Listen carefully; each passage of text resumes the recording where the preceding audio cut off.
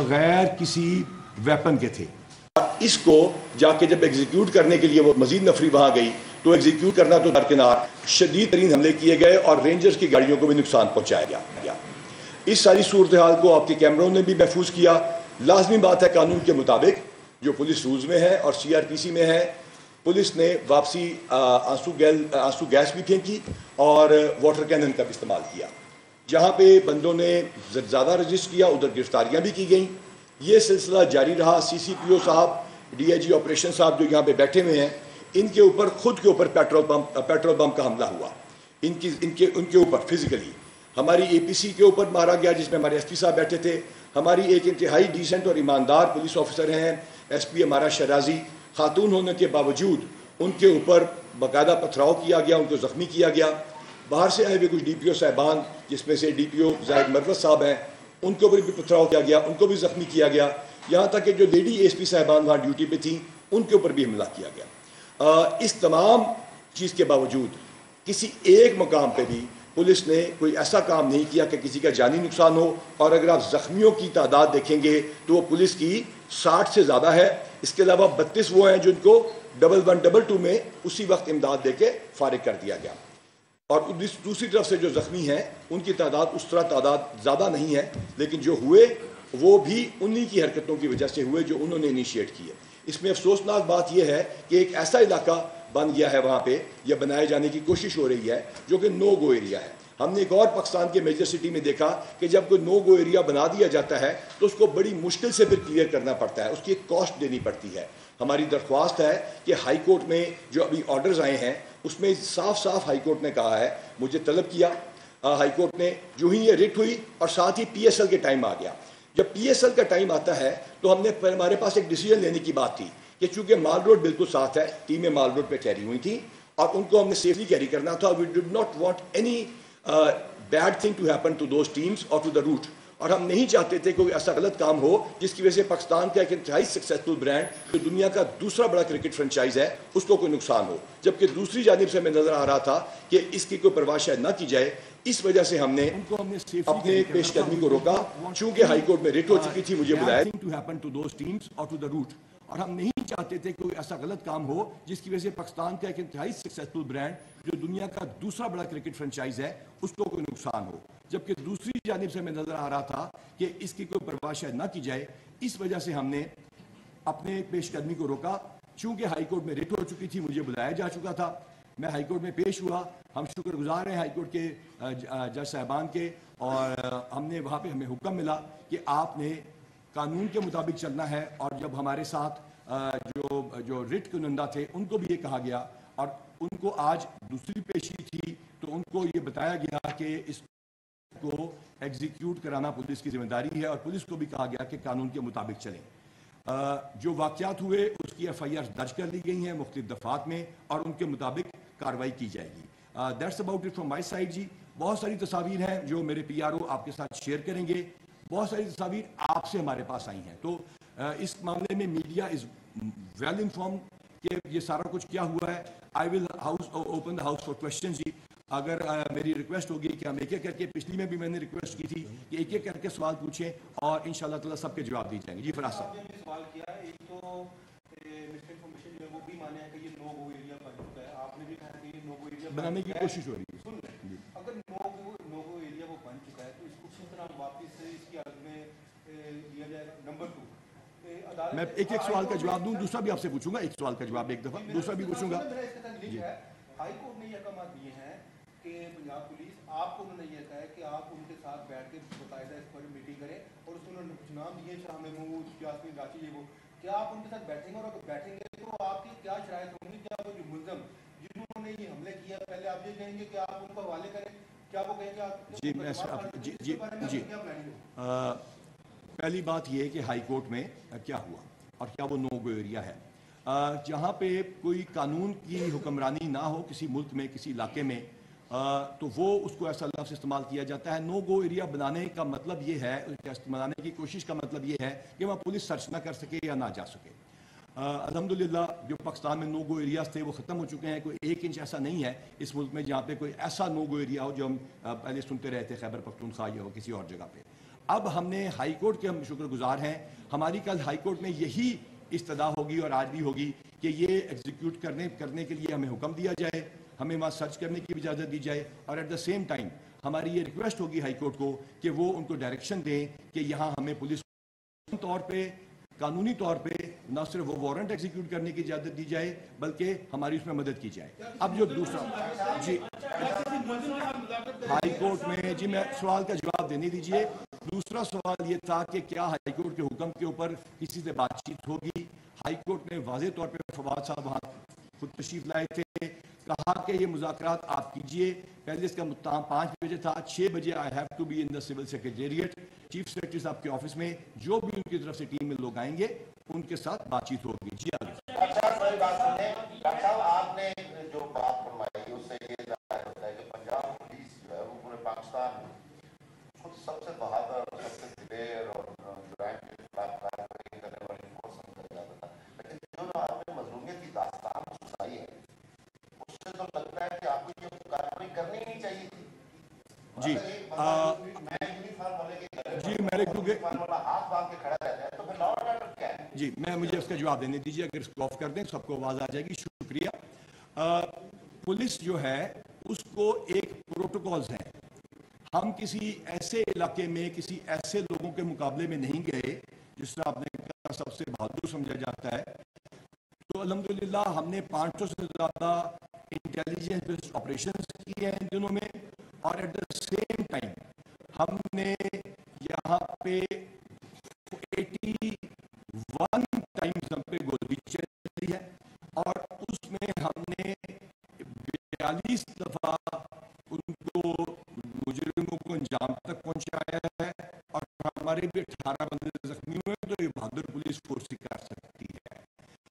हमारा एक बंदा शहीद भी हुआ है डाकुओं से मुकाबले में, और ये बहुत बहादुर फोर्स है, लेकिन रिस्ट्रेंट शो करते हुए ताकि लाइफ का लॉस ना हो। किया हुआ है कि कोई लॉस ऑफ लाइफ ना हो, इसलिए वो आप समझें कि डंडों और हेलमेट और शील्ड्स के अलावा उनके पास कोई चीज़ नहीं होती जितनी मरतबा वो गए हैं। और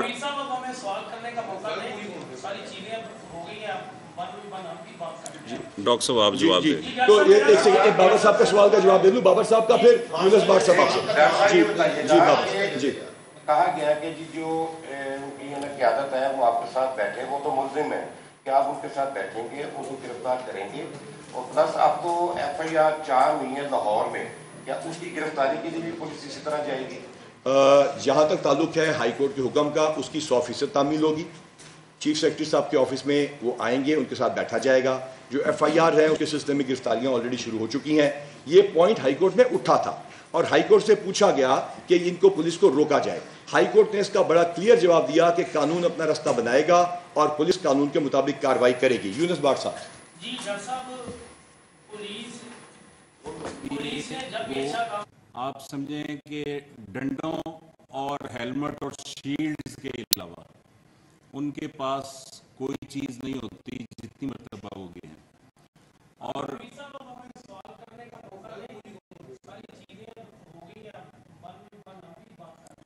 डॉक्टर साहब आप जी जी तो ये एक सेकंड, बाबर साहब का सवाल का जवाब दे दूं, बाबर साहब का, फिर यूनुस भाट साहब आपसे।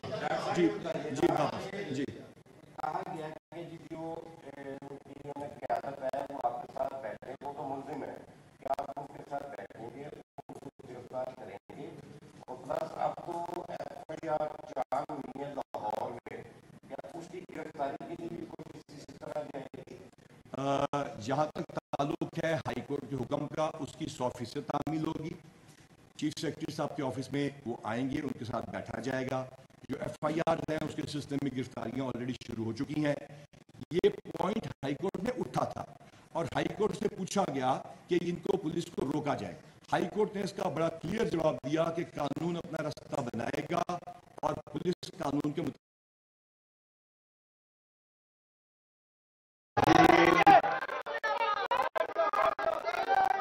शुक्रिया। या करा बदो भैया का रास्ता ही। मैं चाहता हूं जो प्लीज सामने आ जाएं कि कभी भी इस मुल्क की तारीख में किसी भी पार्टी के लीडर ने अपने लोग जिनको टिकट्स मिल रहे उनसे इस तरह की बातें की हो जो मैं आपसे करने लगा। तो इसलिए मैं चाहता हूं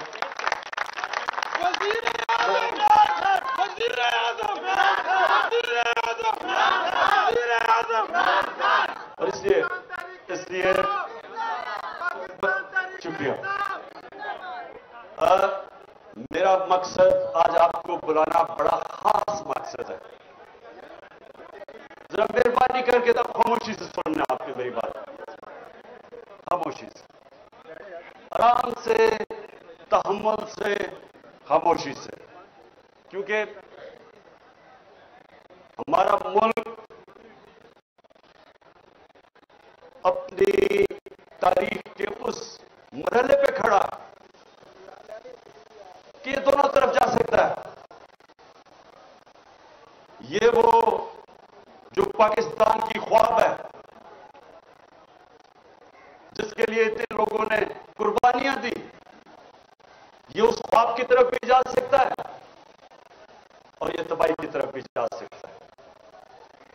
नमाज में हम ये कि अल्लाह से मांगते हैं कि अल्लाह उनके रास्ते पे लगा जिनको तूने नेमतें बख्शी, उनके नहीं जो तबाही के रास्ते पे चले गए। हर वक्त इंसान को इन दो रास्तों के अंदर फैसला करना पड़ता है। नमाज ही आप इसलिए पढ़ते हैं, नहीं तो नमाज क्यों पढ़े? नमाज में तो अल्लाह से एक चीज मांगते हैं, बाकी तो उसका शुक्रिया अदा करते हैं, उसकी तारीफें करते हैं। मांगते तो आप वो रास्ता है जो इंसान की अजमत का रास्ता है, वो नहीं जो तबाही का रास्ता है। उससे बचाने के लिए आज हमारा मुल्क उधर खड़ा है। ये याद रखें कि आने वाली इस मुल्क की नस्लें, अगर आप इस जद्दोजहद में कामयाब हो गए तो वो आपको वो लोग समझेंगे कि जिन्होंने कायदे आजम का पाकिस्तान बनाया। और इसलिए आपकी ये जो वक्त है इसकी अहमियत आपने आप पहचाननी। मैंने इसलिए आपको आज यहां बुलाया कि अमूमन तो पार्टीज हम सब के सामने क्या होता है, हमारी कोशिश होती है कि मैं इलेक्शन जीत जाऊं, उसके बाद इलेक्शन जीत के मैं अपना डिप्टी कमिश्नर, अपना थानेदार रखवा लूं, पटवारी। उसके बाद कोशिश होती है शायद वजीर बन जाऊं। वजीर बन के सोचता हूं मेरे लिए क्या बेहतरी है, मैं अपने आप को बेहतर कैसे कर सकता हूं, अपने हल्के का सोचूं, डेवलपमेंट फंड लगाऊं ताकि मैं अगला इलेक्शन जीत जाऊं। पाकिस्तान की तो यह सियासत रही है। मेरे 26 साल में मैं हमेशा देखता रहा कि हमारी क्यों नहीं लोगों को समझ आती कि हम क्यों पीछे रह गए, दुनिया आगे चली गई है। मैंने 26 साल में क्या देखा कि हिंदुस्तान हमारी आंखों के सामने आगे निकला। 80 की दहाई तक अब मैं जब हिंदुस्तान मैच खेल के आता था पाकिस्तान तो लगता था एक गरीब तरीन मुल्क से मैं अमीर मुल्क में आ गया हूं। 90 की दिहाई में अपनी आंखों के सामने उनको आगे निकलते देखा। लेकिन जो सबसे तकलीफदेह चीज हमारे लिए होनी चाहिए कि बांग्लादेश, जब वो बांग्लादेश बना था, मुझे अभी भी याद है, कहते थे जी देखे शुक्र है अलहदा हुआ, हमारे ऊपर बोझ था। आज बांग्लादेश आगे निकल गया। और जिधर इन्होंने पहुंचा दिया पाकिस्तान, ये वक्त है आप सबके ऊपर अल्लाह ने बड़ी जिम्मेदारी लगाई कि इस वक्त पे अगर हम सही माने में जद्दोजहद कर गए तो ये हम अब मुल्क को निकाल देंगे। क्योंकि अल्लाह का सबसे बड़ा करम मुल्क पे हो गया है कि इन पाकिस्तानियों में शऊर पैदा हो गया है, जाग गई है कौम।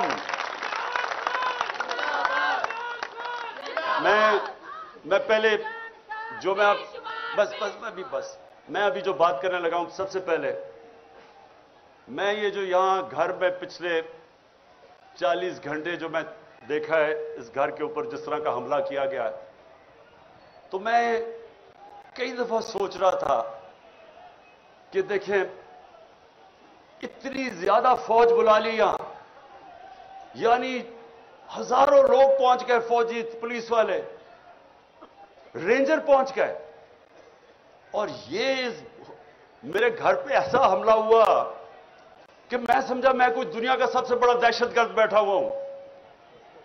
यानी आर्मर्ड कार मंगवा ली। आर्मर्ड कार, सोचे कि एक पॉलिटिकल आदमी है, 50 साल से कौम मुझे जानती है, 50 साल से मुझे जानते, किसी और पाकिस्तानी को इतना देर से नहीं जानते। एक दफा मुझे कोई बताए कि मैंने कभी कानून तोड़ा हो। इस मुल्क में अवाम उस आदमी को सबसे ज्यादा पाकिस्तान की तारीख में पैसा देती है, चंदा देती है, मुझे देती है।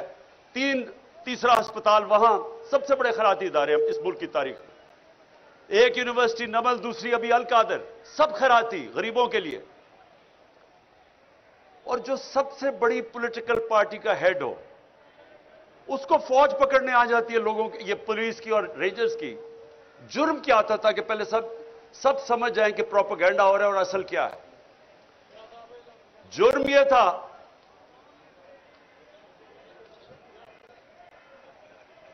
कि 18 तारीख तक मेरी बेल थी,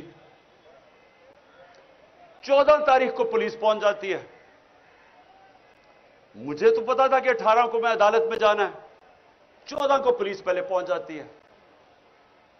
लाहौर हाई कोर्ट में जज उनसे, पुलिस से पूछता है कि जब 18 की आपने पेश करना अदालत में, और क्यों आई थी अदालत में पेश करने के लिए, तो 3 दिन आपने उससे क्या करना था। ये जज पूछता है उससे। मुझे पता है क्या करना था। इन्होंने वो करना था जो आजम स्वाति से किया और जो शहबाज गिल से किया।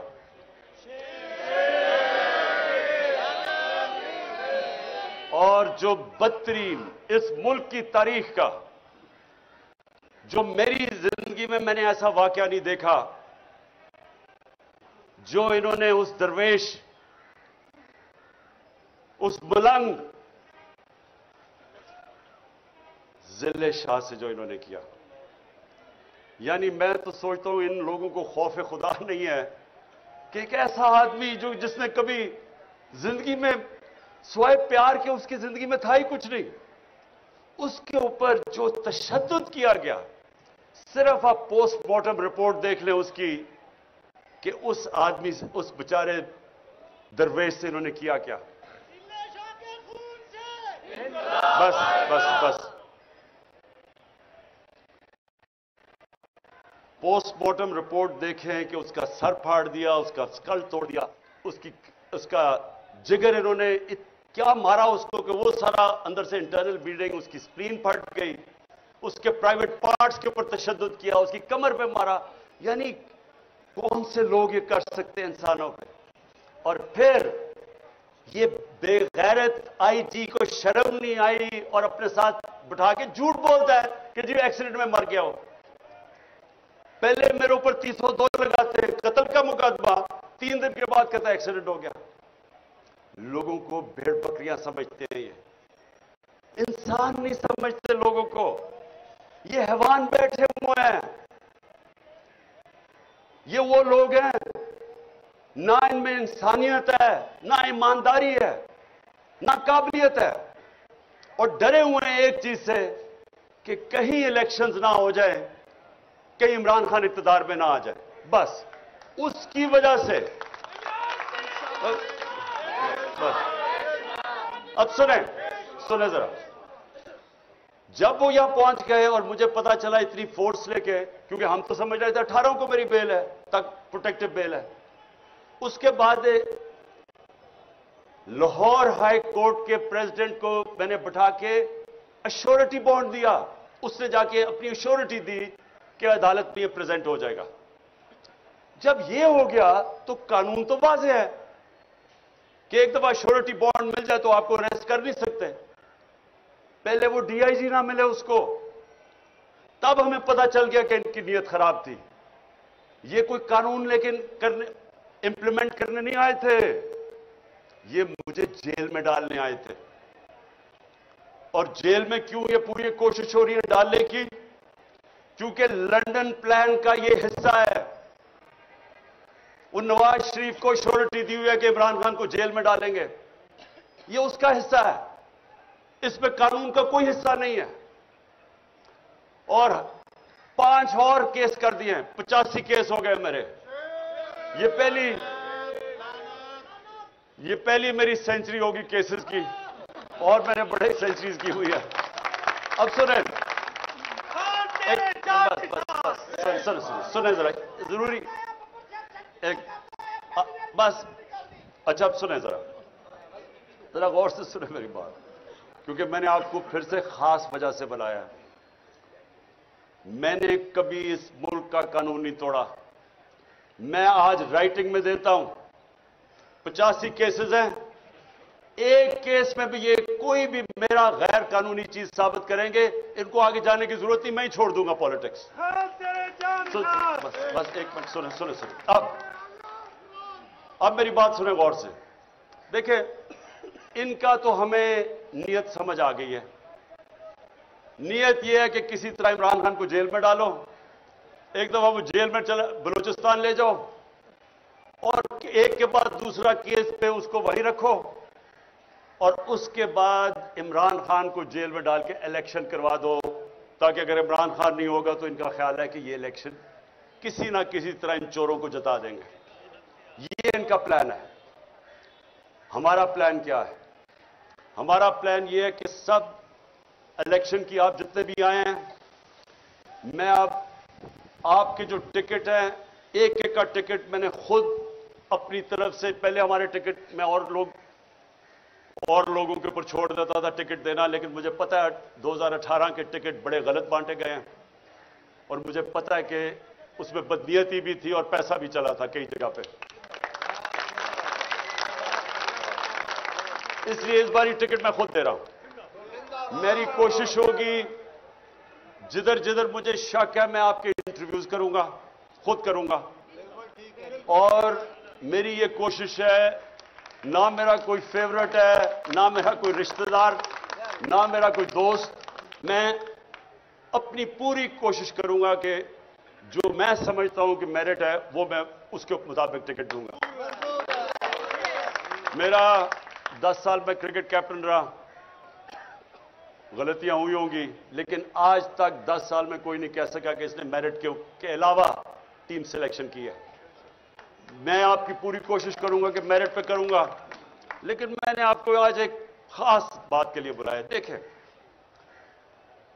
हम सारी चीजें करते हैं, पॉलिटिक्स में भी आते हैं, वजीर बनना चाहते हैं, वजीर आजम बनना चाहते हैं, अच्छी चीज है, लेकिन हम चाहते क्या आखिर में? हम 3 चीजों के लिए सब कुछ करते हैं।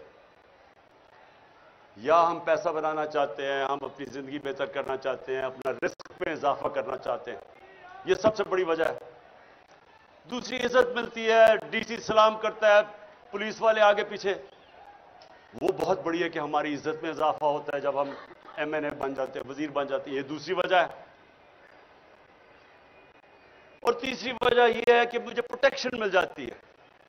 अगर मेरी लड़ाई है, इलाके में दुश्मनी है, तो जैसे ही मैं इलेक्शन जीतता हूं, स्टेट की मेरे पास पावर आ जाती है, मुझे प्रोटेक्शन मिल जाती है, यानी मेरा जब इज्जत में इजाफा भी होता है, मेरी जिंदगी भी बच जाती है। ये असल में ये 3 चीजें होती हैं जिसके लिए इंसान अपनी बिजनेस में भी ऊपर जाता है, पॉलिटिक्स में, जिंदगी में मेहनत करता है। देखिए, मैं अब अपनी जिंदगी से आपको बताना चाहता हूं। सबसे पहले जो सबसे बड़ा खौफ है वो है मौत का। ये एक ऐसा खौफ है जो इंसान को, गुलामी भी इंसान कबूल कर देता है मौत के खौफ से, बल्कि बदतरीन गुलामी इंसान की होती है जो वो खौफ की वजह से वो राय हक पे नहीं खड़ा होता। मैं मिसाल देता रहता हूं कूफा के लोगों की, कि उनको पता था हजरत इमाम हुसैन हक पे खड़े, उन्हें पता था कि वो उसूल और सच पे खड़े, लेकिन यजीद के खौफ की वजह से उन्होंने उनकी मदद नहीं की, और हमेशा वो पछताते रहे कि इस्लाम की तारीख का सबसे बड़ा जुल्म हुआ और उन्होंने कुछ नहीं किया। तो ये जो खौफ है,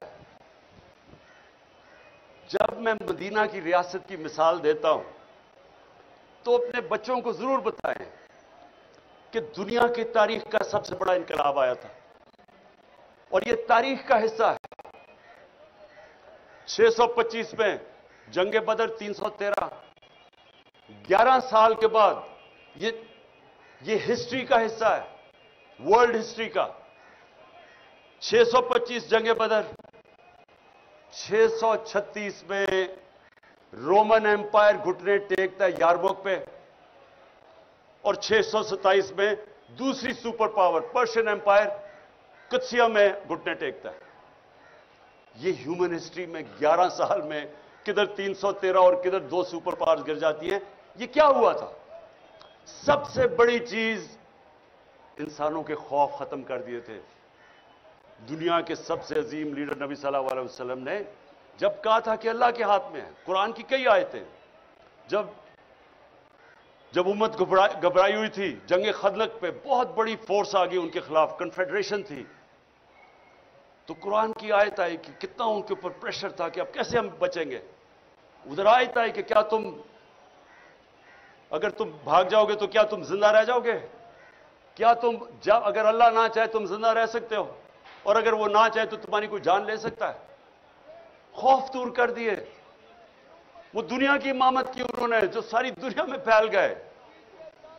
जो मैंने यहां बाहर देखा, आप यकीन करें कि मैं तैयार था अपना बैग पकड़ के, मैंने कहा मैं लोगों को मैं जख्मी नहीं देख सकता, कि वो उधर से फौज आ रही है जिस तरह कोई कश्मीर फतह करने आ रही है, रेंजर्स आ रहे हैं, इधर से पुलिस, और यहां चंद इतनी टेयर गैसिंग की कि हम अंदर नहीं, अंदर कमरे के अंदर हमारे लिए मुश्किल था। इस तरह का इन्होंने अटैक किया। और वो चंद, मैं आज उनको सलाम करता हूं, जिस तरह वो खड़े हुए हैं लड़के।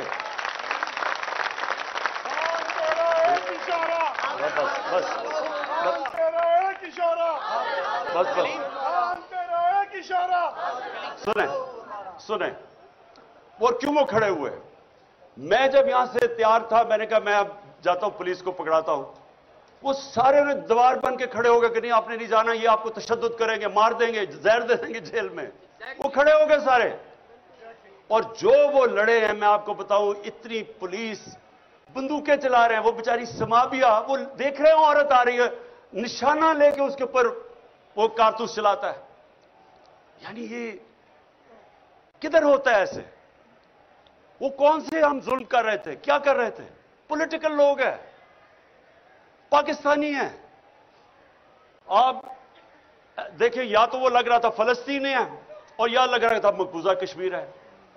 यानी किस तरह के, जब मैं कह दिया कि मैं अदालत में जा रहा हूं, मैं किस लिए आ रहे थे कि 18 में अदालत में जाना, मैंने कहा कि मैं जाने के लिए तैयार हूं, श्योरिटी बॉन्ड था, उसके बावजूद इन बदनीयत थे, जेल में ले जाना चाहते थे, इन्होंने अदालत में पेश नहीं करना था। इनका प्लान, वो लंदन प्लान ये है कि इमरान खान को, वो जो भगौड़ा बैठा हुआ है, वो इतना डरा हुआ है कि पहले इमरान खान को जेल में डालो फिर मैं आऊंगा। उसको मैं आज कह दूं लंदन में कि मुझे जेल में भी डालो ना, जो नवाज शरीफ तुम्हारा इस बार इस्तकबाल होगा, तुम्हारे होशोबाज उड़ जाएंगे।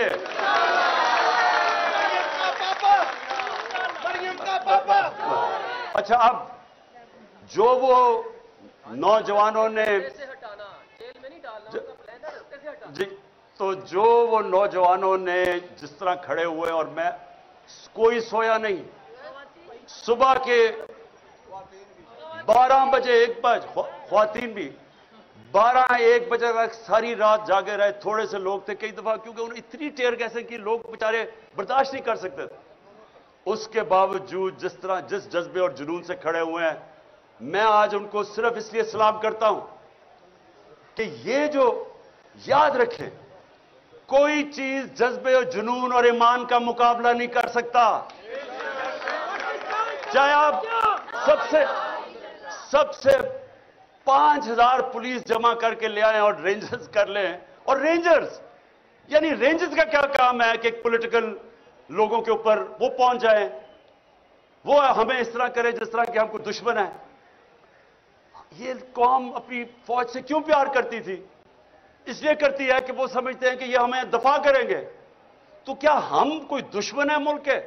ये जो चोर ऊपर बैठा दिए हैं, जिनके अरबों डॉलर बाहर पड़े हुए हैं, चोरी करके पैसा बाहर, इनकी ईदें बाहर, इनके इलाज बाहर, इनकी शॉपिंग बाहर, इनके टब्बर सारा बाहर, उनके लिए खड़े होकर और हमारे जैसे लोगों के ऊपर इस तरह का बर्ताव करते हैं।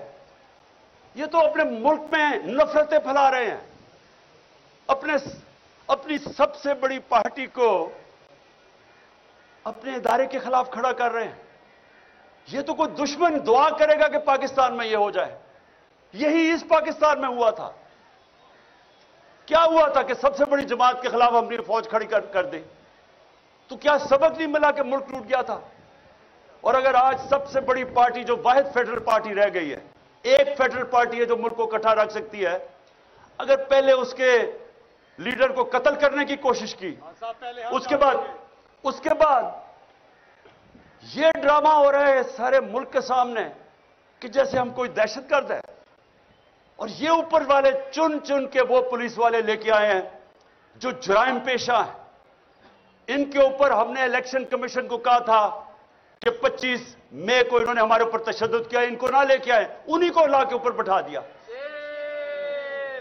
और फिर ये सोच रहे थे कि ये जब खौफ देखेंगे, पुलिस देखेंगे, तशद्दुद देखेंगे, भाग जाएंगे। ये अब भागने वाली कौम नहीं रह गई। ये वो कौम है जिसमें शऊर आ गया है। ये वो कौम है जो पिछले 11 महीने में मैंने अपनी जिंदगी में नहीं सोचा था कि एक दिन मेरी कौम भी इस तरह जाग जाएगी। जागी हुई कौम है। और बस और जो सबसे बड़ी मुझे खुशी है कि ला इलाहा इल्लल्लाह का अंदर दिलों में जा रहा है। इसका मतलब आजाद कर रहे इंसानों को। ये मेरी आज बात सुन ले, अगर ला इलाहा इल्लल्लाह आपको आजाद नहीं करता, इसका मतलब अभी आपके दिल में नहीं गई, जुबान पे ही रह गई है। या कराओ तो वो या का नस्ताइन आजाद करता है इंसान को। मैं 26 साल से अपना नज़्बुल ऐन बनाया कि अल्लाह सिर्फ मैं तेरी इबादत करता हूं और तेरे से मदद मांगता हूं, किसी के साथ और सामने नहीं झुकता। ये वो कौम है। मैं आपको बताऊं कि गवर्नमेंट आती जाती है, इलेक्शन जीते हार होती है, लेकिन जब अवाम एक कौम बन जाती है उसको कोई शिकस्त नहीं दे सकता। जर्मनी और जापान तबाह हो गई थी दूसरी जंग अजीम के बाद, 10-10 सालों में फिर खड़े हो गए और अजीम कौमें बन गई, क्योंकि कौम है। हम अभी तक कौम ही नहीं बने थे। ये तो मैं हाजी साहब का खास शुक्रगुजार हूं कि उसने हमारी गवर्नमेंट, मुझे तो शुक्र अदा करना चाहिए जो कि उसने कौम को जगा दिया। गवर्नमेंट से जाए, कौम तो बना दिया उसने हमें। इसलिए सुने, सबसे पहले मौत का खौफ, फिर इज्जत। अब ये सुने, मैं जब से पॉलिटिक्स में हूं 26 साल, जितनी मेरी किरदार कुशी की गई है इस मुल्क में, मैं गारंटी करता हूं कि कभी किसी की नहीं की गई। मुझे तो खैर इन्होंने क्या क्या नहीं किया, किताब छुपा दी पिछली इलेक्शन से पहले किसी से पैसे देके, हर का इन्होंने जो मेरे ऊपर उछाला है गंद। मुझे सिर्फ तकलीफ यह है कि बुशरा बेगम को जो इन्होंने एक प्लान तरीके से उनके खिलाफ कैंपेन चलाई है, एक वो खातून,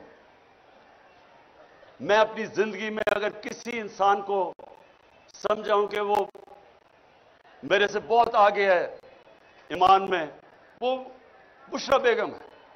अब उसकी जो किरदार कुशी की गई, जो खातून ना कभी डिनर पे जाती है, ना किसी शादी पे गई है 5 सालों में, ना कोई बार लंदन गई है, ना कोई शॉपिंग का शौक है, ना कोई बैंक अकाउंट है, उसके ऊपर जो उन्होंने किया प्लान करके। लेकिन मैं ये आपको बताना चाहता हूं कि देखिए, मैं आपके सामने वो इंसान खड़ा हूं जो साबित करता है कि इंसानों के हाथ में इज्जत नहीं है। अगर इंसानों के हाथ में होता तो जितना इनका पैसा है, सारी तो तकरीबन टीवी चैनल्स खरीद चुके हैं। ये हर रोज वो हमारे अगेंस्ट प्रोपेगेंडा करते, क्या फर्क पड़ा? वो चैनल्स कोई लोग नहीं देखते। सुने जरा मेरी बात, हमें ये खौफ निकल जाना चाहिए कि मैं अगर वजीर बनूंगा या एमएलए बनूंगा या एमपीए तो मुझे इज्जत ज्यादा मिल जाएगी। बल्कि जितना जितना आपको अल्लाह नवाजता जाता है, आपकी जिम्मेदारी ज्यादा हो जाती है, जिल्लत ज्यादा मिलती है अगर आप जो लोगों से वादा करें वो पूरा नहीं करते। जितनी जिम्मेदारी जितना ऊपर लेके जाता है, उतनी आपको ज्यादा जिम्मेदारी डाल देता है अल्लाह आपके ऊपर। सो इसलिए ये भी गलतफहमी नहीं, तो ये सारे जो चोर बैठे हुए हैं इनको तो सारे मुल्क में सबसे ज्यादा इज्जत मिलनी चाहिए। जो 30-30 साल इख्तियार में बैठे रहे हैं। लोग गालियां निकालते हैं, आज क्यों इलेक्शन से भाग रहे हैं? इन्हें पता है कि जब लोगों के अंदर निकलेंगे लोग अंडे मारेंगे इनको, क्योंकि जिल्लत और इज्जत ना पैसे से किसी को जलील करा सकते हैं, ना कोई पोजीशन आपको इज्जत दे सकती है। और जो आखिरी चीज है रिस्क, देखें मैं फिर आपके सामने वो खड़ा हूं। वर्ल्ड कप जब खत्म हुआ तो मैंने हॉस्पिटल बनाना था, मैंने वादा किया हुआ था। तो मैंने कभी वर्ल्ड कप जीते, हालांकि जो क्रिकेट में अल्लाह ने मुझे पोजीशन दी थी, जो मेरा जो मुकाम बन चुका था, मुझे तो कुछ करने की जरूरत ही नहीं थी। थोड़ी देर साल के अंदर कोई क्रिकेट के ऊपर बातचीत करके मेरे पास कोई किसी चीज की जरूरत नहीं थी। कोई मैंने काम नहीं किया, सिर्फ पहले मैं अस्पताल बनाने पर लग गया, उसके बाद 96 के अंदर पॉलिटिकल पार्टी लगी, सारा वक्त उसमें और अस्पताल में निकल गया। लेकिन आज तक मैं आपको बता रहा हूं, कई मुझे मुश्किल टाइम आए, पैसे खत्म हो गए, कभी मुझे अपनी जरूरियात के लिए जो पैसे चाहिए थे उसमें कभी नहीं आए, क्योंकि रिस्क तो अल्लाह देता है। उसको तो पता है कि मैं क्या कर रहा था। जब मेरा पैसा खत्म होने लगता था, कोई सीरीज आती थी, वो कहते थे जी इमरान खान ये क्रिकेट के ऊपर आप तबसरे कर दें, वो तबसरे करने में साल का ही खर्चा निकल जाता था 5 दिनों में।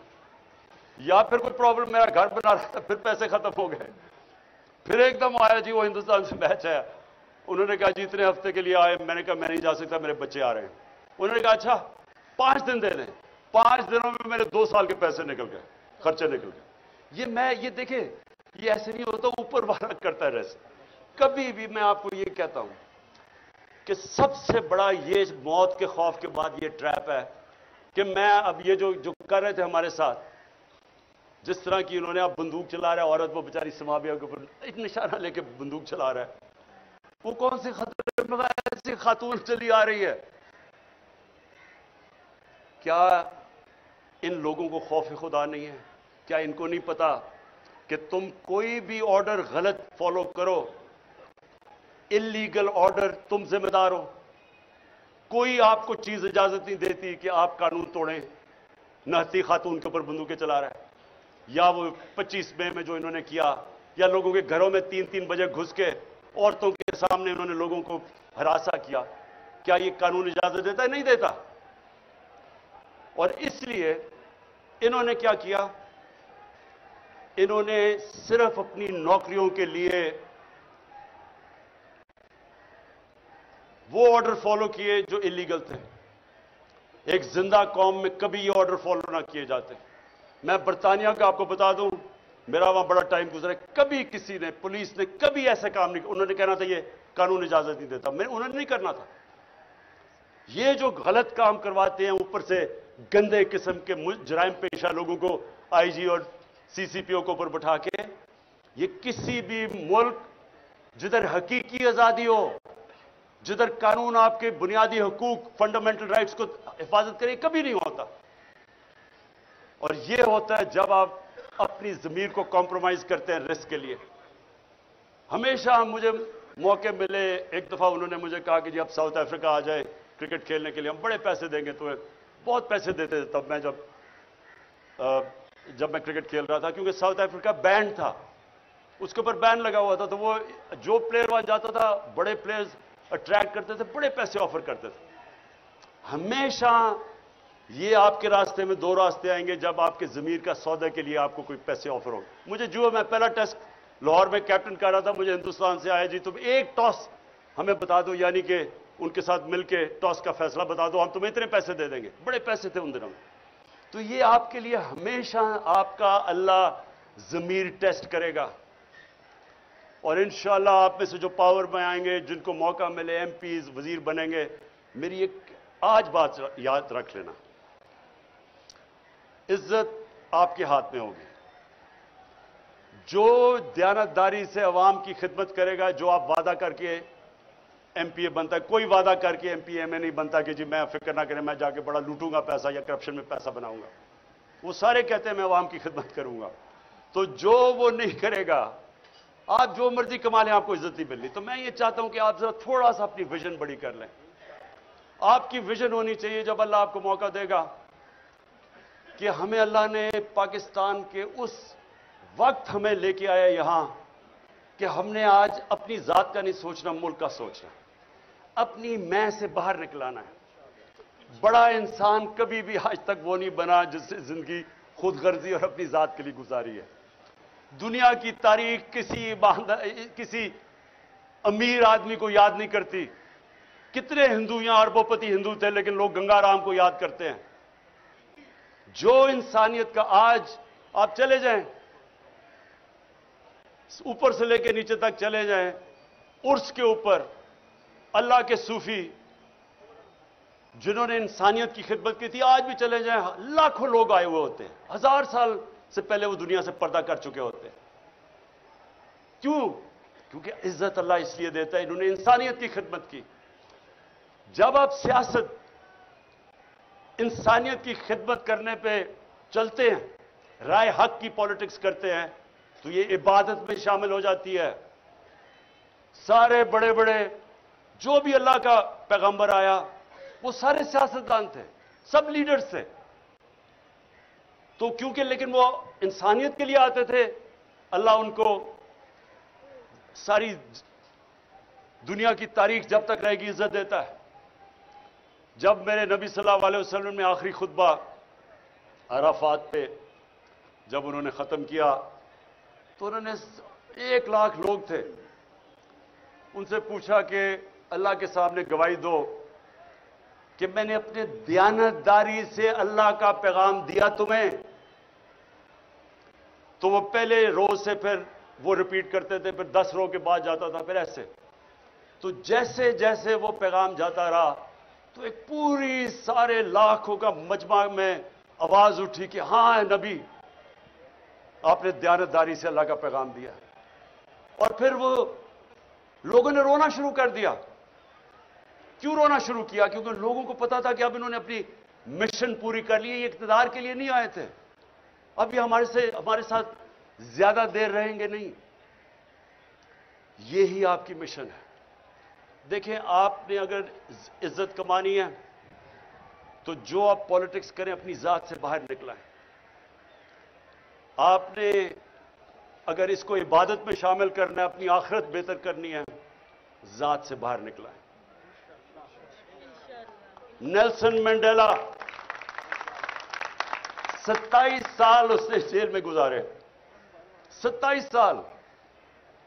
और जब बाहर निकला तो जिन्होंने उसके ऊपर जुल्म किया था सबको माफ कर दिया, क्योंकि अपनी जात के लिए नहीं कर रहा था। वो मेरे नबी सल्लल्लाहु अलैहि वसल्लम की सुन्नत पे चल रहा था। जब फतह मक्का हुई, उन्होंने जिन लोगों ने जुल्म किया था माफ कर दिया, क्योंकि जात के लिए नहीं थे वो। ये जो जात की पॉलिटिक्स, जात में आता, जात से जो आदमी बाहर नहीं निकलता वो कभी बड़ा इंसान नहीं बनता। मैं ये चाहता हूं कि अपनी विजन बड़ी करें दुनिया की, इससे बाहर निकलाएं कि मेरा टैका होगा, मेरा ये होगा, एक पुलिस एस्कॉर्ट होगा तो पता नहीं थानेदार सलूट करेगा, इससे बाहर निकलाएं। ये छोटे लोग ऐसे ही करते हैं। बड़ा इंसान ऐसा नहीं सोचता। बड़ा इंसान वो है जिसकी सोच बड़ी है, विजन बड़ी है जिसकी। तो मैंने आपको इसलिए आज बुलाया। मैं आपका जो किबला है ना, वो मैं चाहता था दुरुस्त हो, क्योंकि मैंने 26 साल में, मुझे बड़े अफसोस से कहना पड़ता है कि मुझे जिस तरह की तकलीफ हुई, जिस तरह के पॉलिटिशियंस मैंने देखे, असेंबली में ज्यादातर लोग देखे, अपनी पार्टी में लोग देखे, मुझे सबसे बड़ी अफसोस की बात यह है कितने लोग देखे जो अपनी जात से बाहर नहीं निकले।